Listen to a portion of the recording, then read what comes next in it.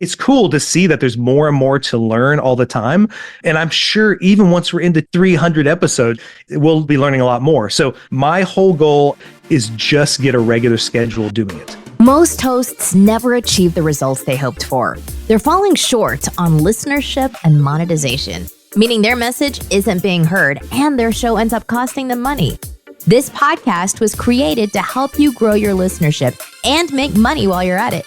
Get ready to take notes. Here's your host, Adam Adams. What's up, podcaster? It's your host, Adam Adams. And today we're going to talk about a couple of things. And mainly I'm going to talk about guesting, like podcast guesting, being on someone else's show.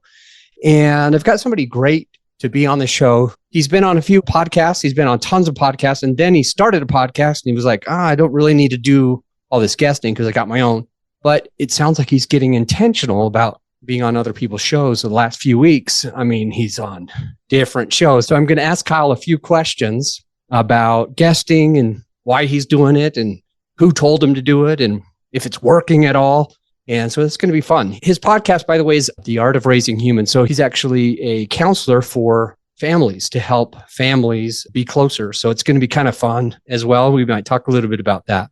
Kyle, let's go into your history of, like, you had your company and you were guesting on other people's podcasts. Why did you end up starting your own? Well, that's a great question, Adam. It was a secret mission I had to expose my wife's brilliance to the world. So it was like I was helping coach all of these families that would reach out to us throughout the world. So I was getting a chance to help these families. And part of it was the knowledge I had, what I've accrued through my education and a lot of mentoring through some great other parent coaches. But then, man, a lot of times I'd come home and my wife is just fantastic, not only with our kids, but all the other kids she's involved with. So anytime I was stumped about how to help a family, I would just say, hey, honey, what would you do in this situation? So then my wife would tell me, I'd come back and they'd be like, that was brilliant, Kyle. I was like, oh, thanks. I appreciate that. And behind the scenes, I knew it was really my wife. But my wife, Adam, she's not comfortable with these kind of settings. So she doesn't like speaking in front of groups. She was interviewing right now. She would be more comfortable now, but she would have been really nervous about ever getting on a podcast because she would think people would be bored with what she had to say, or, it just really lacks confidence in what she has to offer. So that's where I set up a secret mission to put a table and a microphone with my iPad in our master closet and just said, hey, honey, could I ask you some questions? Could I just pick your brain on some different ideas? And man, it was funny to watch her squirm. I mean, especially the first 10 episodes we did, it was great stuff. But she, at the end of it, she'd say, did I talk too much? Do you think did I pause enough? Was I loud enough? I was like, honey, you were fantastic. And what was great, Adam, is I kept having friends who would listen to it, who would text me and say, hey, Kyle, it was fun listening to what you had to say, but really what your wife had to say was better. So like I kept sharing that with my wife and just kept saying, honey, here's the text I'm getting. Like, you need to keep doing this podcast with me. I have a question. I look at this. You're a licensed professional. Yep. Why is your wife so good at this? And is she a licensed professional? She's also, we did our master's degrees together. So we went to college together. And she went right into working with populations of kids who'd been sexually and physically abused. And so she was like deep into some stuff, like helping families with big time trauma, right? Whereas I was an elementary school counselor. And so I got to spend a lot of time with kids. The situations she was dealing with were much more in depth. And my wife, Adam, is just much more natural at understanding the skills, like I find a lot of mothers are than dads. And so I found as a dad, I was kind of just oblivious to some of the ways to help kids. So really it was through watching her, hearing her, and then put my own dad spin on what she was doing. But through that, we really became a unified team, understanding the vision that we wanted to have for our kids and where we wanted to take them and the kind of relationships we wanted to have for them. And so we say this all the time when we speak to groups, because we speak at churches and schools all around our area. And we just tell them we felt selfish. Like we felt so wrong just keeping this information to ourselves. So that's why we wanted to start the podcast, to really just give it away, just say, hey, if you need help, and I know families all over the world do, there's no manual for this, but that we have gone through a lot of training and we have a lot of experience with thousands of families. And here's what we've learned. And there is actually a way to create the family you want. It's not a guessing game. I want to go backwards again, because I don't think I got the answer not necessarily the answer that I was looking for or the answer that I expected, but I don't know if we finished answering. Yeah. Why did you decide to start a podcast? Like, Yeah. was it just because of not wanting to be selfish? Was it because it benefits your business? Was it because somebody told you to do it? I love it. We both listen to podcasts. We love it. I found it to be a medium that we really enjoy and learn a lot from.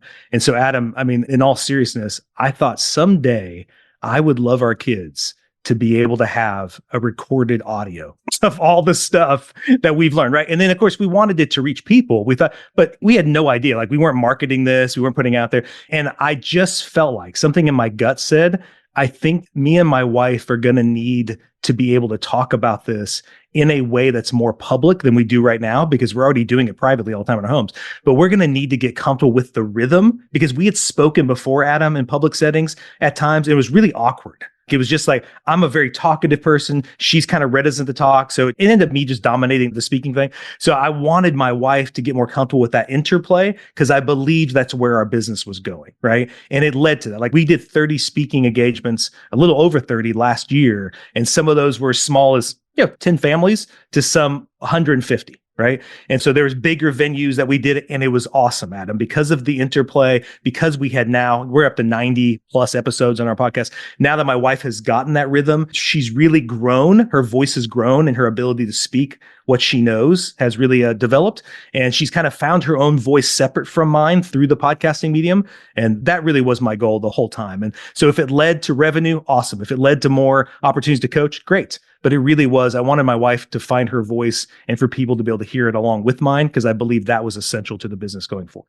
Yeah. So your podcast is kind of helping you to build a business together, because in a way, she's getting more experience. You're both getting more experience. I get more experience behind my mic. Yeah. And it's really helping you when you go to places together to kind of speak to families and stuff like that. Is that right? Yeah, totally. Yeah. I think the unique thing we bring to the table, Adam, when it comes to talking to families, I've been to a lot of events where some guy is speaking, where a woman is speaking, but it's a really unique thing to have a husband and wife, if people listen to the podcast, just be as vulnerable and as open as we are, that we're not trying to be perfect parents. We don't act like we are. We really just wanted to invite them in to the daily conversations we were having about what it looks like to parent intentionally when you're raising humans a certain way. Right. So I really wanted us to just get comfortable with doing that, so then other families could see that modeled, because I think modeling is the most powerful teacher. And I thought, besides video format, I thought this podcasting platform is a great way to model that type of thinking and interacting with each other. I want to talk about and think about it for our listener who is a podcaster. Yeah, they may or may not be doing intentionally trying to get on other people's podcasts. Yes. Yeah. Yep. I wanted you to answer this question. It's kind of a long-winded question. Okay. So feel free to kind of give me the details, or give the listener the details. In the beginning of your business, you guested on lots of podcasts. Yeah. Yep. You then started your own podcast, didn't guest as much for a while. Yeah. Yep. And now you're being really intentional. Yeah. Give us some of the whys behind that, and some of the what's happening because of it.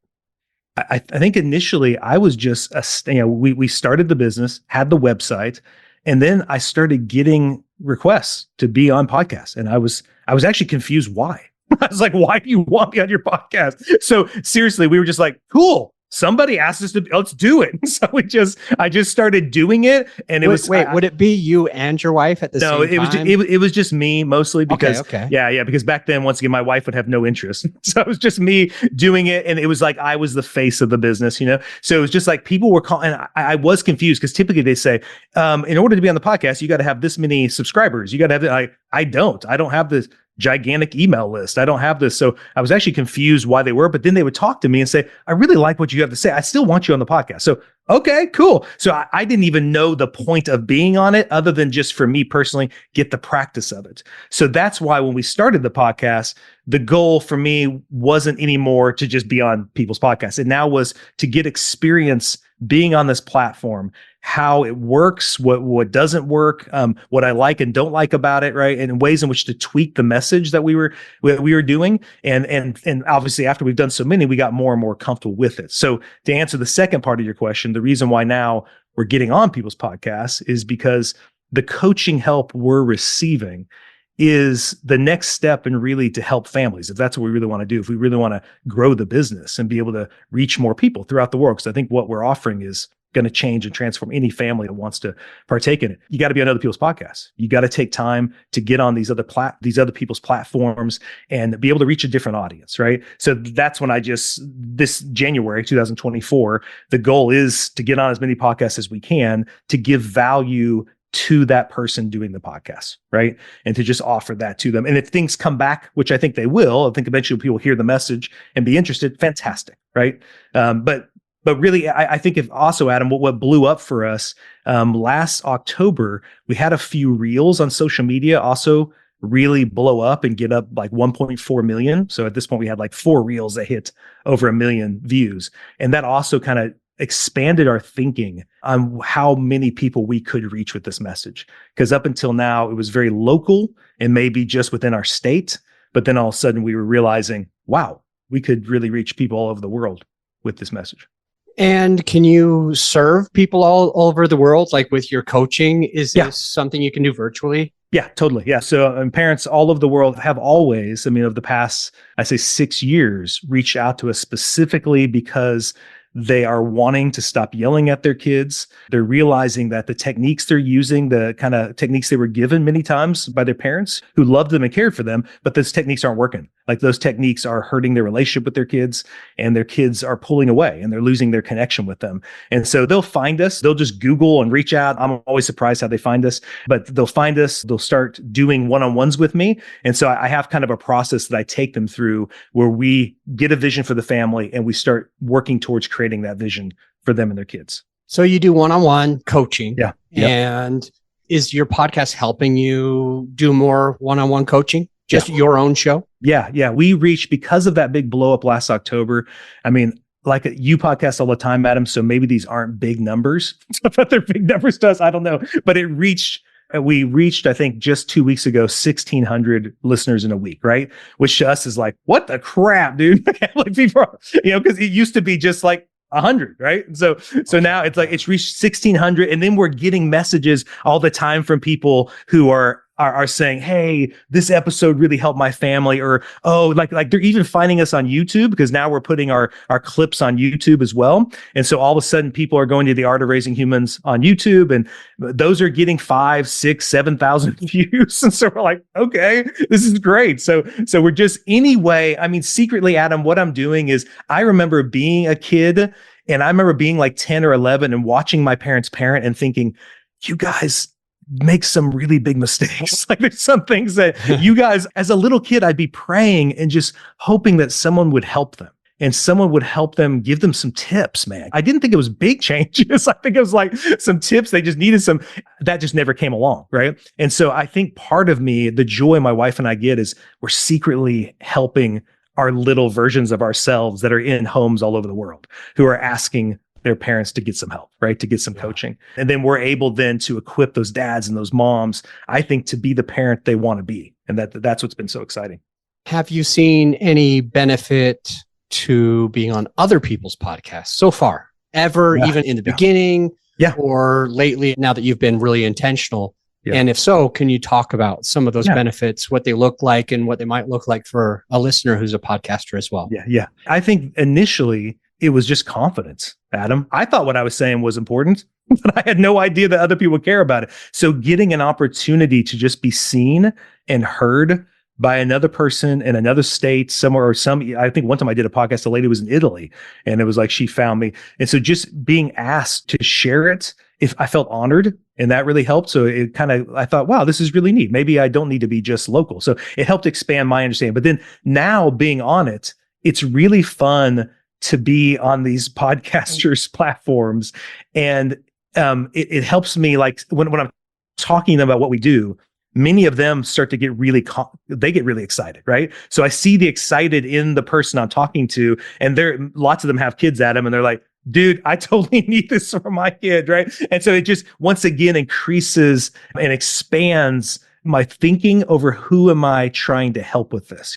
It's not about just trying to niche down to where I'm only talking to this person or that person, but like, I think everybody, the skills I'm teaching these parents will help everybody, help a single guy, a single lady. They're going to help, like just a married people with no kids. I mean, that's what we call it, the art of raising humans, is we're all just human beings.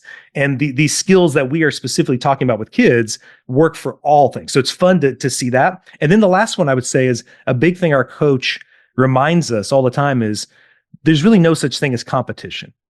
He really emphasizes us being generous with what we know. Stop worrying about whether that person's competing with you or not. Just get on the podcast and just give it away, right? And just get into the practice of understanding that what you have isn't just yours to keep or monetize. It's yours to give freely to whoever can hear it, And in that, you're trusting that good that you put into the world is going to come back and eventually, benefit you, right? Yeah, I love that. So number 7. Now, I don't know if you had these numbered in your head, and I might be misquoting you, but I have 7 benefits that I wrote down. Okay. And one is that you gain confidence. Yes. You're more likely to get seen and heard. Yep. You can be in places like Italy, all around the world when you're guesting on other people's shows.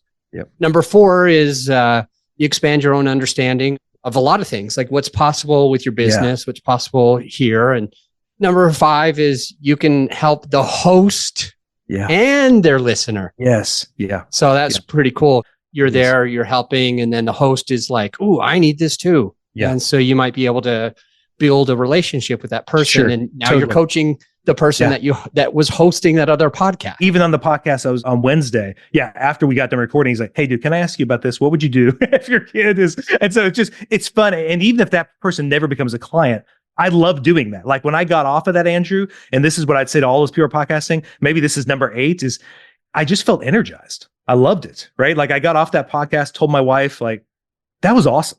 I loved talking to that person about that stuff. And so it kind of also reveals to me maybe a desire, a pathway for me. This is something that is really, I'm supposed to go down this path because it is fun and exciting. I love talking to you now. So it's just energizing. And you're also honing a skill. So let me keep going. I think, where was I? The host and the listener. 6, there's no such thing as competition. 7, comebacks. 8, feeling energized. 9, you really honing in on your skill. And I like when I do my podcast, especially if I'm guesting and people are asking me questions, then you tend to just get better at your own craft. And I think you kind of mentioned that as well earlier about hosting the podcast with your wife. Yes. Yeah. Let's talk about a few parenting tips. Okay. And then we'll get to the best advice you have for the podcast listener, who's also a podcast host who's listening. So a couple parenting tips. Let's go there. Well, you talked about yelling, and I'm thinking about it like, I wonder if your own physical fitness is a parenting tip. I'm wondering if you need to be a good example and how that is. And I have one random question that you may be a good person to answer. Yeah. What about having the birds and the bees conversations with kids? Like, when do you do that? How do you do that? What if they seem like they're, what's the word for it? Naive and shy, but you're feeling like you still should at least tell them at some point. Examples about phones and work and being too busy for them and being like, not now. Or game nights, or maybe if you could take some of the stuff that I gave you and also the things you already know and just give me, what are the top 5 parenting tips you might run through quickly? Well, look, that's good, Adam. Let me take it from this angle because I think we'll cover it all, okay? Something that we do that's a little different is we really focus on helping the parent understand something called interpersonal neurobiology. And interpersonal neurobiology is basically how my brain is interacting with another human's brain. So I love that example that you gave of the birds. I see a lot of teenagers who've had that talk and it sucked. It sucked. It was super awkward. The kid remembers it as this horrible experience, right? And I would say because of where the parent was when they approached it, right? That the connection wasn't where it needed to be, meaning the kid's like, oh, this is going to be weird. Dad's acting weird or mom's acting weird. And it got like when you're in the emotional part of your brain, instead of in your prefrontal cortex, where the prefrontal cortex is where your self-control is, your ability to be regulated and composed in that moment, you're able to really connect with another human. When I'm in the limbic system, a lot of parents are coming from that emotional part of their brain thinking, this is going to be so weird. I hope the kid, oh my gosh, so important. I hope I don't say it the wrong way. And there's all this like thing. So the kid feels that weirdness, just like even like a pet can feel when we're in an emotional state, our kids can too. And so when we come, they're already feeling the awkwardness, the weirdness, the lack of confidence. Typically, lots of times the connection isn't great. So even these like, I haven't really spoken to you about anything serious in a long time. And now you want to talk about this and you're talking about sex and like, this is crazy, right? So it's a lot of it is talking to the parent about understanding how to get this deeper connection with the kid, where if I can show you with my hands, I'm doing this on video. I think we're on video, but I just say to the listener, if they squeeze their hands real tight and then open their hand wide, right? Basically, a lot of the conversations like this, screens, sex, all this stuff, they're conversations being done with closed fists, meaning the parent is coming in a part of their brain where they kind of have this agenda. I need to talk this. I need to get the kid to believe this. I need to get the kid to understand this, right? And then they're surprised when the kid has a closed fist back and the kid's like, I think this is stupid. You don't really get what I'm going through, right? And so we're both just talking past each other. Neither one is talking with. So I would say my big tip that covers all of those ones you said is if I understand really the importance of the connection and coming with an open hand, meaning I'm coming not to tell you how to think, not telling you how this needs to be done, but I'm coming to you to understand you. And I want you then in turn to understand me. And we're going to join hands together and co-create a better situation when it comes to screens, when it comes to sex, when it comes to curfew, when it comes to homework, whatever that thing is if I'm composed and I have a good connection with you. And once again, Adam, this works in marriage too. So if I'm coming to my wife and I've got the closed fist, I'm like, I'm so sick of her being on the phone so much. She's always on social media, looking TikTok, right? We're never having sex anymore. We're not like, if I come like that, she's going to feel judged and criticized and her hand's going to be closed too. And we're just going to be button heads. So we're just going to keep button heads. Instead, if I'm coming with an open hand, meaning I want to connect with you through this conflict. So I want to connect to you on the subject of phones. I want to connect. So when you do that, then that's the only way we can then co-create how we're going to interact in this moment together. Now, I'll give you a real quick short story. So an example, if I hear this from dads a lot, Adam. So a dad is working hard. You know, dad is trying to provide for his family. And I know that I'm not excluding moms for this. I'm just saying this is a dad story in particular, but moms do this too.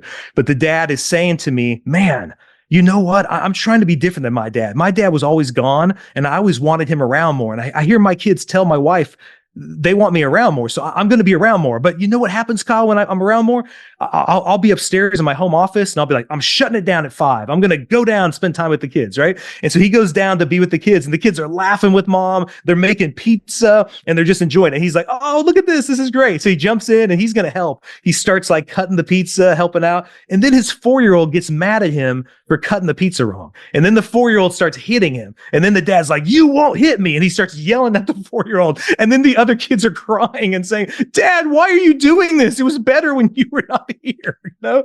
And the dad's like, Kyle, like, I wish I would have just stayed at work. I wish I wouldn't come home, you know?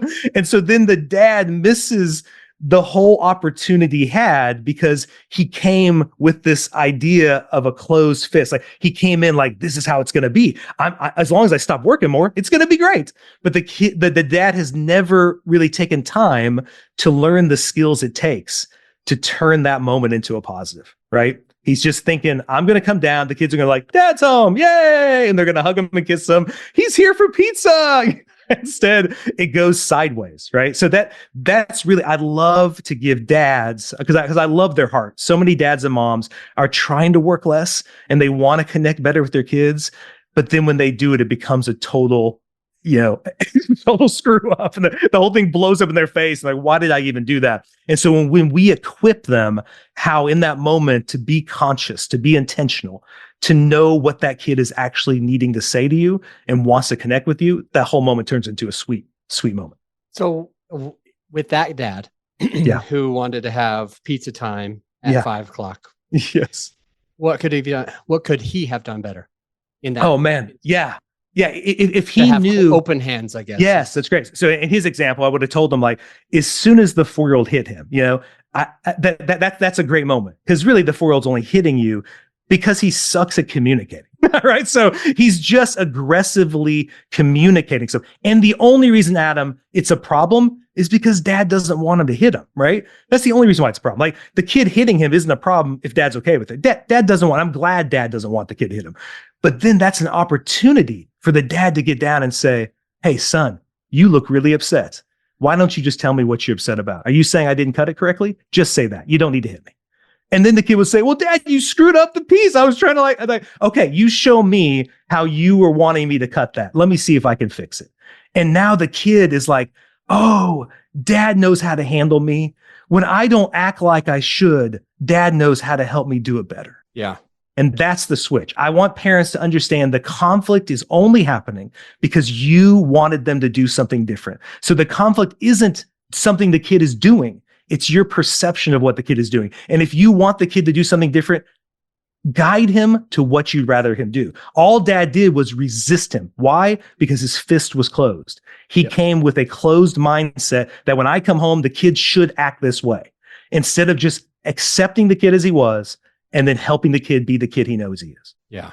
I like that. So one of the big things that you're talking about that can help us with all of the things is just to have a stronger relationship. And a good example of how we could have a stronger relationship is instead of kind of like making things happen the way that we want them to happen is just to take that more time to ask and understand and get onto their level, the kid's level or the other person's level, for example. And that can help us build a stronger relationship. Is there another tip that for building a strong relationship? Maybe totally. Talk about another one. So one of my mentors a long time ago taught me about something that she calls joy juice. Okay. So there actually are 4 ways we neurologically connect better with other humans. Okay. And so those 4 ways would be through touch, eye contact, being present, and playful. Right. So if you think about marriage, if you think about friendship, if you think about kids, if you're with them, like let's say you're having a great day with your wife, you've had an awesome date, you naturally want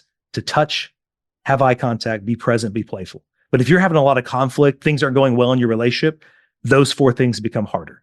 And you'll notice that with kids too. When you're not feeling great about your kids, it's hard to do those 4 things. So I try to tell parents who are trying to create deeper connection and have more joy in their relationship with their kids is you need to include those 4. And you know what, Adam? Lots of parents do this intuitively because kids love to be tickled. Kids love to roughhouse, right? Why? Because those include touch, eye contact, you're present, and you're playful. You're not on your stupid phone checking email while you're playing with your kid. You can't do that when you're tickling and roughhousing. It's just not possible. And you think when you're there wrestling with them and your eyes eye, you're like, they're laughing and you'll see the kid doesn't want it to end. The kid can't have enough of it because in that moment, this is heaven to them. Getting this one-on-one time, it literally is like joy just being. I remember as a kid, Adam, my mom rubbing my back sometimes and talking to me, and you always are like kind of anxious of her stopping rubbing your back because you're like, this feels so good. I love this because and I didn't know it, but that kind of stuff wires the other human. In a sporting sense, think when you're at a football game and your team scores, you want to turn around and touch, give a high five, make eye contact, you're completely present and you're laughing and you're playful. And then all of a sudden you're more connected to all these people sitting around you, right? And so I would encourage people that there was a time where I did that for 30 days. I just did kind of a 30-day challenge of I'm going to every day do this with my kids in some way. I'm going to include, maybe it's in our nighttime routine. Maybe it's right when I get home from work, I'm going to grab them. I'm going to horseplay with them and kind of roughhouse. But I'm going to include these 4 things and I'm going to see if it helps me enjoy them more. I'm going to see if it helps me like see them in a more positive way than I was before. And it was fantastic. All of a sudden, like when I came home from work, Adam, it was like I'd been all day with kids at the school. I'd even was doing some drug and alcohol counseling on the side. So I would come home, I was exhausted and I just wanted to escape. But I thought, you know what? That's actually not how joy and energy works. It works through connection. So I'm going to purposely come home in 30 days. I'm going to see what happens if I just, hey kids, and I just came home and just do it. And I found after 30 days, I didn't want to escape. I was looking forward on the drive home to seeing them. And when I walked in the door, they were like, Dad's here. And it was like, fantastic, right? So that would be a tip for anybody who's trying to podcast, who's working, who's trying to be an entrepreneur. It's easy to get caught up in the work stuff and just come home empty. But really, everything you have to fill you up is right at home. And so when you come home, the filling up happens not on the phone, not playing a video game, not escaping, but engaging and connecting the humans in your house. Yeah, cool. And hey, what's the limbic system before we get into your best advice? What's the limbic system? That's great. I've heard it. I can Google it, but I would love to hear the expert talk to me about a real short synopsis of what I teach is the simple 3 brain states. So this is a real simple. So when you're first born, you got the brainstem, right? That's the fight or flight part of your brain. And that's the part we all go to whenever we're super escalated and we're losing composure. Meaning like, let's say on a feeling scale, I'm at like an 8, 9, or 10. So there, I'm just out of my mind. And all I want to do is get safe. I just want to be safe. But then the next part, about 18 months to 4 years old, the little kid's limbic system comes online. And that's why little kids start throwing tantrums. So it's not that they don't feel safe, but they actually don't feel like you understand them. They don't feel like you get it. And that's where we as adults are as well. When you go to a friend, Adam, and you're telling them about something and they start giving you some advice and you're like, dude, I just want you to freaking listen. Like I actually don't want. So in the limbic system, I'm getting overwhelmed with the emotion. And all I want somebody to do is understand what I'm feeling and going through in that moment. So typically in a healthy marriage, that's where your wife or husband gives you empathy, right? A lot of marriage counselors will say, hey, when he or she comes with your problem, they don't want you to solve it. They just want you to listen. What he's saying, what that marriage counselor is saying is they're in the limbic system and they want to shift up to the prefrontal cortex. And in the prefrontal cortex, Adam, that's where I can see the problem with an open hand rather than a closed fist. When I'm in the emotional part of my brain, it's clouding my ability to really see solutions. All I'm seeing is problems. And you'll hear that a lot from kids. Like you'll try to give them, hey, have you tried this? I've tried everything, mom, dad, that doesn't work, right? And that's the kid saying, I'm still in the limbic system. I don't feel like you understand what it's like to be me. And so that's where I would teach parents to go, you don't understand what it's like to be the kid. So take a moment and empathize with the kid. And then what you're going to do is shift that kid up to the prefrontal cortex. And this is awesome, Adam. When I do it with kids, all of a sudden, then I will see their body be less tense. I'll see them be more open. And then I'll say, hey, have you tried this before? And then the kid will say, well, no, I haven't tried that. Oh, cool. Would you be open to it? And then the kid will try it, right? But just like 10 minutes before that, when the kid was griping and complaining, if I would have suggested that, the kid would have said, nothing works, man. I've tried everything, And so that's kind of the limbic system is where we are overwhelmed with the emotion. And then the prefrontal cortex is where now I can have self-control. It's not that I'm not feeling emotion. It's just there the emotion is regulated and I'm able to actually use the emotion to think more clearly rather than it fogging.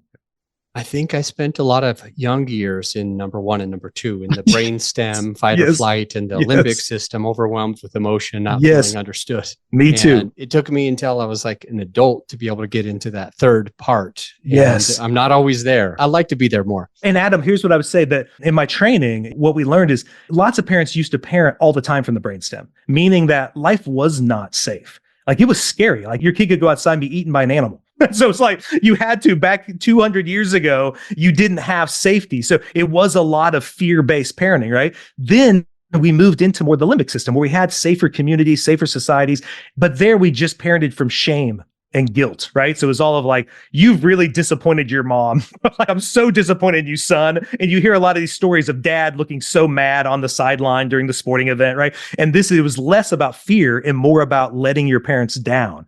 And so now what we're trying to do is help parents parent from the prefrontal cortex, where I really want to help the kids not be motivated by fear that they will be hurt or fear that they'll be ashamed, right? But really be able to know the human that they're wanting to be and how to become that human.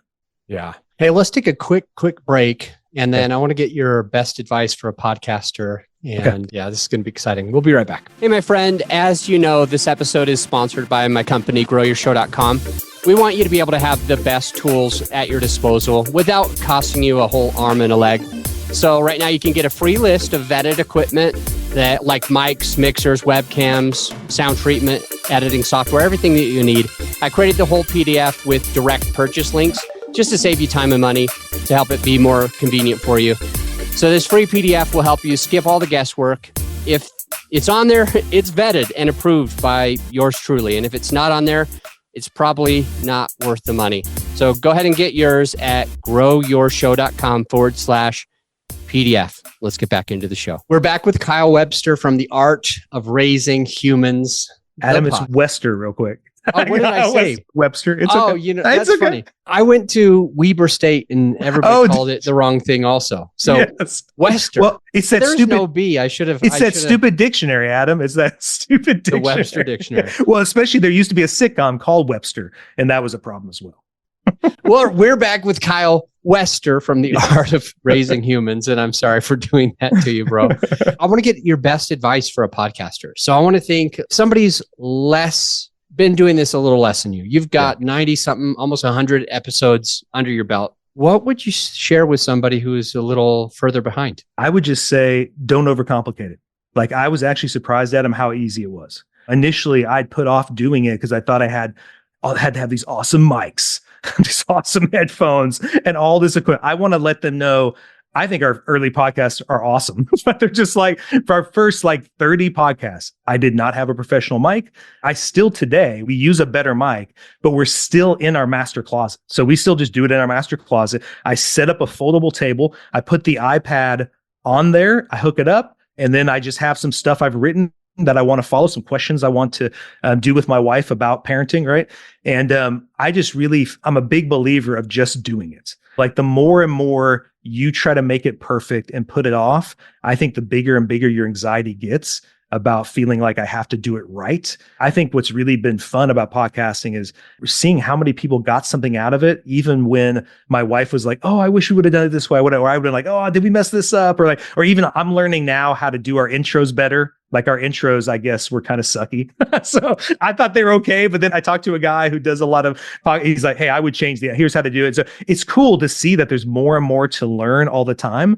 And I'm sure even once we're into 300 episodes, right, we'll be learning a lot more. So my whole goal, Adam, and I hope anybody who's trying to, is just get a regular schedule doing it. So I would just set, here's the day. Every Monday, we're going to do it at this time. And that way, then we're not letting other things that are pressing overtake that. And then we're just procrastinate. So I just kind of said, hey, here's how many I want to do per month. Here's the days we're going to do them. And lots of times, Adam, we initially would do at least 2, sometimes 4 in a row, and just bam, bam, bam, knock them out, right? And so initially it was kind of finding out what's the rhythm, how do we keep our energy up in it, how many's too many? Because we homeschool our kids, Adam. So even when we're podcasting, it's like, hey kids, what games are you going to play with each other until we're done? So we're trying to also navigate, I hope the kids don't come in during this podcast. Yeah. So we were navigating a lot of different things. And so now we've kind of tweaked it to where I think we have the perfect amount that we want to do, and then kind of how to do that flow with each other. We're getting the intro down, and now we're moving into interviewing people. So we haven't done that yet. We had been asked a lot early on. I was getting 2 or 3 emails a week, and I just said no to all of them, because the goal was to do it with my wife. It was just to talk with her. But now we're about to reach 100 episodes. Now what we're going to start doing is I want to start interviewing dads and moms who we've helped change their families. But I also am getting experts, like some people, experts on ADHD, to talk to parents about how to help kids. So trying to get different people from different fields who I feel like come in and just give value to our listeners. So that's the next phase. I am a little anxious about that. So I am nervous because I feel like now I got to have this kind of equipment. I got to have a different type of platform. We got to make sure the video doesn't suck. What's our background? Before our master closet was just fine. I have one last question. Yeah. I want you to think about your experience all the way through 90, 100 episodes that you've done, and think about how you started, what equipment you started with, how many episodes you did solo or with your wife, or if she started or you started. If you weren't published on all the platforms, whatever it could be in the last 90 episodes, what do you think would be your single biggest mistake, and or something, if you could go back and tell yourself earlier on, hey, watch out for this, don't do that, what would that be? That's a good question, Adam. That's a good question. I would say, kind of like with my initial advice about just doing it, I think I wanted to do it a lot sooner than I did. And once I started doing it, it was so fun and I enjoyed it so much. I think the only regret I have looking back had nothing to do with equipment, had nothing to do with those kind of things, because I don't know enough to regret it. So I just don't. But it really is like, why didn't I freaking do this sooner? We've been doing this, I started the business 10 years ago, coming up this next August. So it's been a decade. And we listen to podcasts all the time, but I always believed a lie, that it was like this lie that I think a lot of us believe, that somebody else has something else I don't have. Those other people who are podcasting are just, that they're brilliant in technology, or they know how to produce the sound and all that. So I never really sought out any pathways to do it. But then as I did it, I think that going back, I didn't even include that. Back when I was doing those interviews, I noticed these people didn't seem to have perfect setups. They just had blank white walls like I have right now. And so they had, all this kind of stuff. They didn't have a cool study, set up. But I think I allowed my vision of what it needed to be. I couldn't imagine it being as simple as it was. And so I guess that would be, I just wish it would have started probably at least a year or two sooner than we did. Yeah. You started during the pandemic or? Yeah. Yep, during the pandemic. You said in the beginning. Okay. Yeah. So about 2021. So just a little over 2 years we started. Yeah. And you've had the business for 10 years. Okay. 10 years. Could you even imagine? So I've got some friends who've had their podcasts for 5 or 10 or 15 years. Yeah. And it seems like the longer somebody has a podcast, the more successful it is. Yeah. Like the 1,600 people that you had download you in a week is very, very good. Good. Thank you. I don't know. I don't even know. It's very, very, very good. Oh, good. Yes. The average podcaster gets less than 100 downloads per episode. Oh, okay. So if you're listening and you've got like 80 downloads an episode, you're average. That's normal. Okay. That's fine. Great. Okay. And for anyone who has 300 downloads per episode, you're in the top 10%. Oh, wow. So okay. Kyle, Good. for you having 1,600 that week, you're probably well above, right? Yeah. Yep. And the top 1% of all podcasts have 3,500. Oh, wow. Nice. Okay. And then you have like the fractions of 1% that have maybe hundreds of thousands or millions per episode. Yeah. To have 1,600 in 1 week, you're only publishing once a week. That's phenomenal. Yeah. That's good to know, Adam. I don't know. I'm so glad exactly where I was going with that. You were saying how we started in the pandemic. Oh, and there's a lot of what I was going to say is this is what I do as a counselor and coach. I some remember of the people who started 5, 10, or 15 years ago in their podcast, they're the ones with the insane amount of downloads per episode. And so it's for the listener, for you, Kyle, for me, Adam, yes, if you'd mentioned your biggest mistake was I would have started a year or two sooner. And I'm just saying, what if you started 10 years ago? I know. Oh my gosh. You would be so famous right now. And so we can kick ourselves. Yes, exactly. Yeah. Or we can just start our freaking podcast right now. Exactly. No, that's what I'm saying. No, that's where I hope everybody listening, it was easy. Like once I started doing it, once I stopped overthinking it, it was so easy. And then, like I said, every time I've done it, it's so fun. Like I leave the master closet, high-fiving my wife, going, "That was awesome, honey. Another episode done." So it just, and I love the idea that you are recording this. It's something unique in the history of our time, right? Like this is something you get to keep forever. I just think it's so cool. Like I'm so jealous for my kids because they someday when they have kids, if they really want to know how mom and dad actually intended to parent, they could go back and listen to our podcast. They could go, Mom and dad didn't do this all the time, but this sounds really good what they're saying. Let me share a few things or wrap up a couple things that you taught us today, Kyle. First and foremost, get people's names right. That was important. That was important. Additionally, you should be getting on other people's shows. We should be intentional to get on other people's shows. You mentioned a whole bunch of benefits from you having your show and a whole bunch of benefits from you being on other people's shows. And they go to, for example, getting on other people's shows that grows your show. Getting on the other people's shows, you can sell to their listener. Like they could work with you. The listener could. The guest could, the host of that show could work with you, ask you questions. And if they don't hire you the day that you do the podcast, they might at least say, "Hey, I know a guy. You're yelling at your kid. I know a guy. You should talk to Kyle."